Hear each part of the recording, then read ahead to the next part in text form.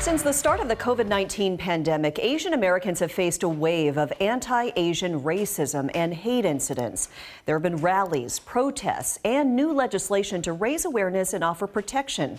But tonight, Facing Race shows you a new way of combating hate through sharing personal stories of Asian Americans, Native Hawaiians, and Pacific Islanders. I sat down with these 5 women behind this grassroots campaign called Our Stories Are Your Stories, which uses video storytelling to open people's eyes to a community that lives with deep-rooted bias, discrimination, and stereotypes.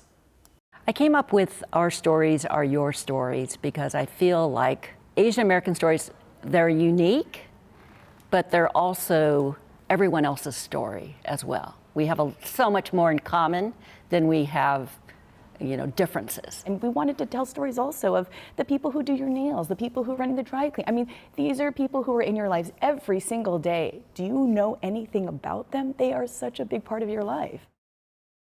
Tonight at 6:30 and 11, see why this project is so personal to these women and hear the stories that just might change what you think of Asian Americans. Jake, this idea was born out of trying to figure out a way to combat the hate that we've been seeing across this country for the last couple of years. And what they realized is you combat hate with empathy, but empathy comes from understanding. And in order to understand, you need to hear people's stories. And that's why this is so important. Yeah, so important, right? To just get it out and talk about it and learn about the folks in your life. And I'm so excited to see your story tonight. Did you learn anything throughout this process that is really teaching you, guiding you as you move on through here? It was reaffirming that talking about people's stories brings you pride.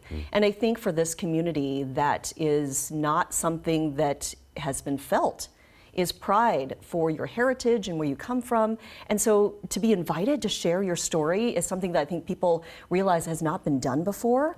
And they felt a sense of pride that they had not felt. And that is allowing them to also heal from the incidents that we've been witnessing and they continue to happen. And there's actually a new survey by Axios that found that 21% of Americans still partly blame Asian Americans for COVID.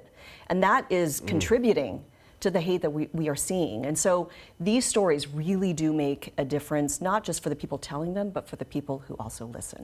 It's so powerful. Looking forward to that tonight. Thank you for doing this.